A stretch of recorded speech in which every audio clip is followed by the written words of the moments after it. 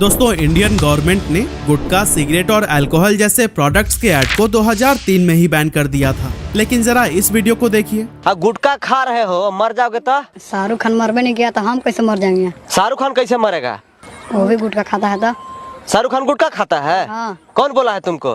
प्रचार में देखे हैं। अच्छा, प्रचार में देखे। इस वीडियो में शाहरुख खान से इंस्पायर होकर एक 10 साल का लड़का भी अब गुटखा खाता है। लेकिन अगर मैं आपसे कहूं कि शाहरुख खान ने आज तक कभी भी गुटखे का ऐड किया ही नहीं है, तो क्या आप बिलीव करेंगे? शायद नहीं, क्योंकि आपके माइंड में सबसे पहले यह एडवर्टीजमेंट आएगा। विमल बोलो जुबां केसरी। लेकिन आपने शायद ये नोटिस नहीं किया होगा कि यह गुटखे का ऐड नहीं, बल्कि केसर युक्त इलायची का प्रमोशन है।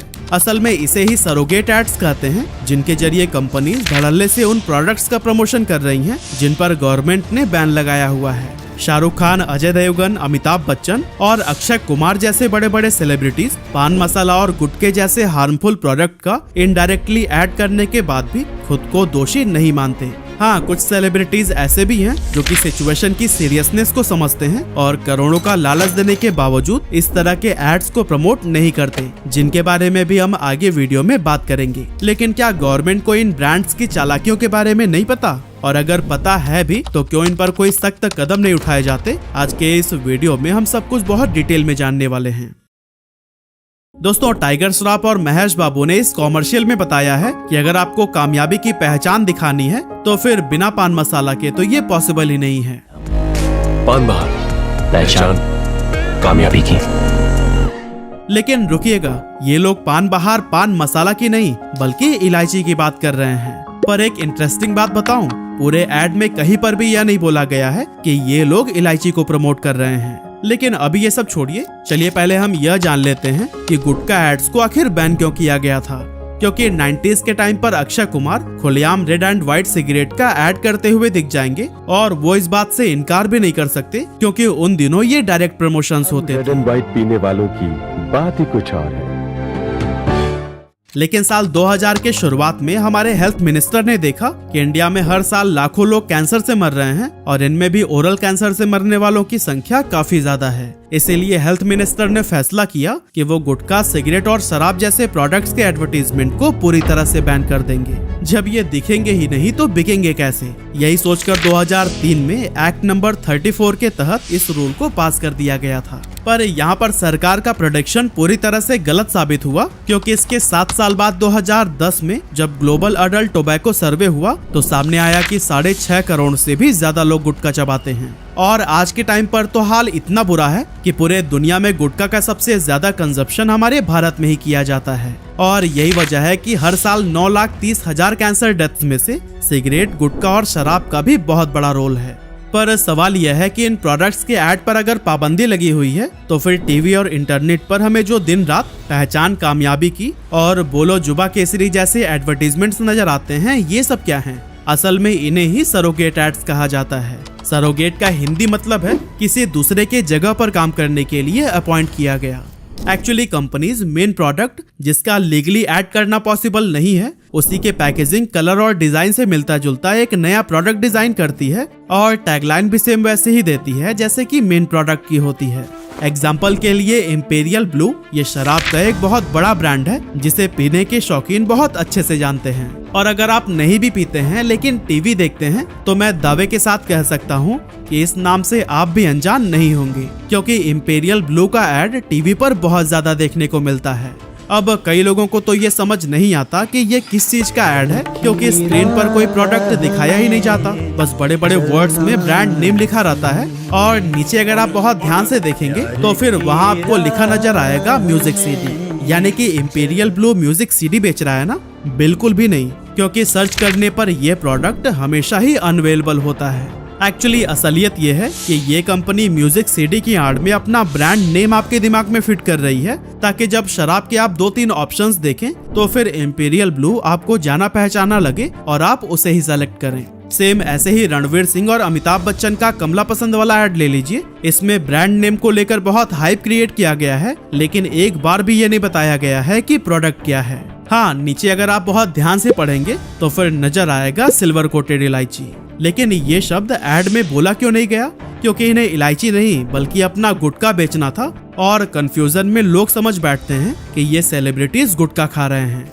एक्चुअली जब इन एड्स को सेलिब्रिटीज के द्वारा प्रमोट किया जाता है तब हमें लगने लगता है कि आजकल के लाइफस्टाइल में ये बहुत कॉमन है और सोशल बने रहने के लिए हमें इन प्रोडक्ट्स को कंज्यूम करना जरूरी ही है। इसीलिए यह जानते हुए भी कि यह हेल्थ के लिए सही नहीं है, हम शराब, सिगरेट और गुटखा की हैबिट में पड़ जाते हैं। लेकिन हमारा बॉडी इस नए बदलाव को नहीं झेल पाता है और यही वजह है कि आजकल के यूथ लेट 20s या अर्ली 30s में ही fatty liver, stomach infection, dehydration, heart और लंग से संबंधित बीमारियों के शिकार हो जाते हैं। अब हैबिट्स बदलना शायद हमारे लिए मुश्किल हो सकता है, लेकिन इन पोटेंशियल रिस्क के लिए तैयार रहना एक स्मार्ट डिसीजन होगा, क्योंकि एक आम भारतीय घरों में हॉस्पिटल में एडमिट होने का खर्च 6 महीने या फिर उससे भी ज्यादा की सैलरी के बराबर होता है। और यह सब हमने कोविड-19 पैंडेमिक और मंकी पॉक्स जैसी बीमारियों में देख ही लिया है। ऐसे में क्या आप मेडिकल इमरजेंसीज के खर्चों के लिए तैयार हैं? अगर नहीं तो आपको भी अपने और अपनी फैमिली के लिए एक फ्लोटर हेल्थ प्लान लेना चाहिए, जिससे आपके ऊपर भी कभी भी मेडिकल से संबंधित खर्चों का बर्डन नहीं आएगा। लेकिन जब आमतौर पर हम हेल्थ इंश्योरेंस लेने की सोचते हैं और किसी कंपनी की वेबसाइट पर जाकर अपना इंटरेस्ट दिखाते हैं तो हमें इतने सारे स्पैम कॉल्स और मैसेजेस का सामना करना पड़ता है कि हम परेशान हो जाते हैं। यहाँ तक कि कुछ एजेंट्स तो सिर्फ अपने मंथली टारगेट को पूरा करने के लिए आपको गलत पॉलिसी बेचने की ट्राई करते हैं। लेकिन इन सभी प्रॉब्लम्स का सोल्यूशन लेकर आता है डिट्टो, जो कि आपके लिए सबसे अच्छा इंश्योरेंस खरीदने की बेस्ट एडवाइस देता है। अब मैं आपको डिट्टो के साथ अपनी रियल लाइफ एक्सपीरियंस शेयर करने वाला हूँ।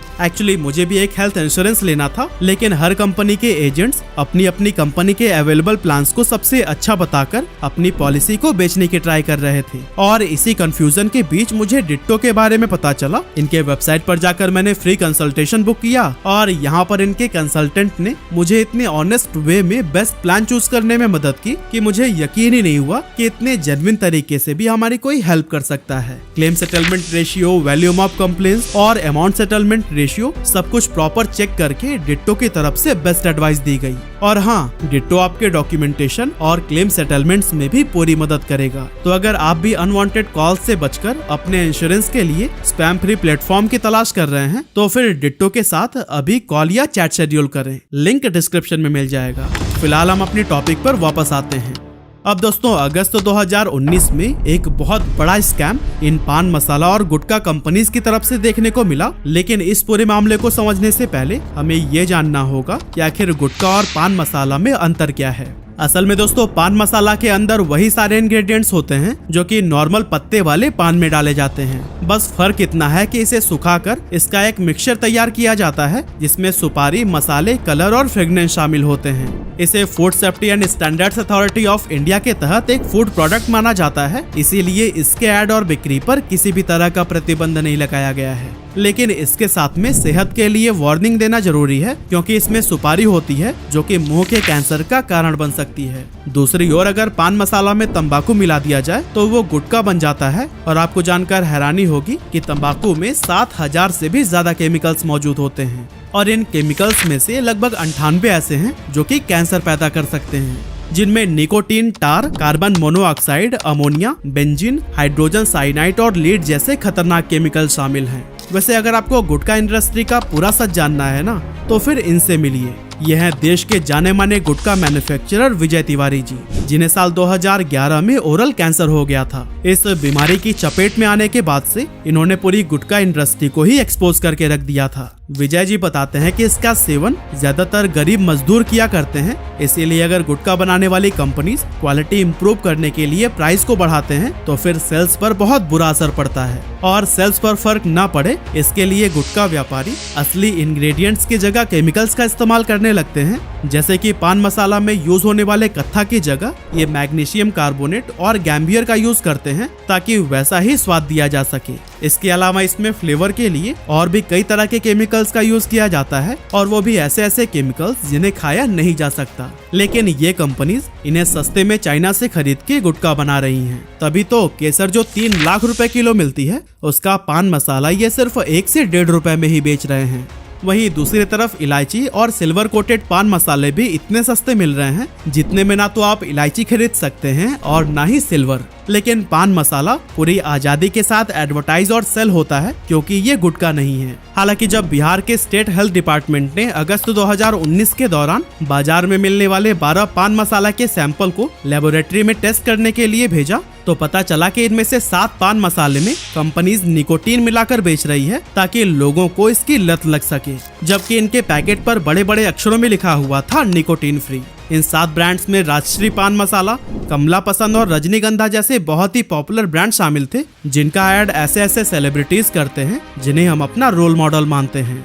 इस टेस्टिंग के बाद से बिहार सरकार ने उन 12 के 12 ब्रांड्स को ही अपने राज्य में बैन कर दिया था। अब आप सोच रहे होंगे कि निकोटीन तो सिर्फ 7 में मिला था ना, तो फिर इन 12 ब्रांड्स को बैन क्यों किया गया?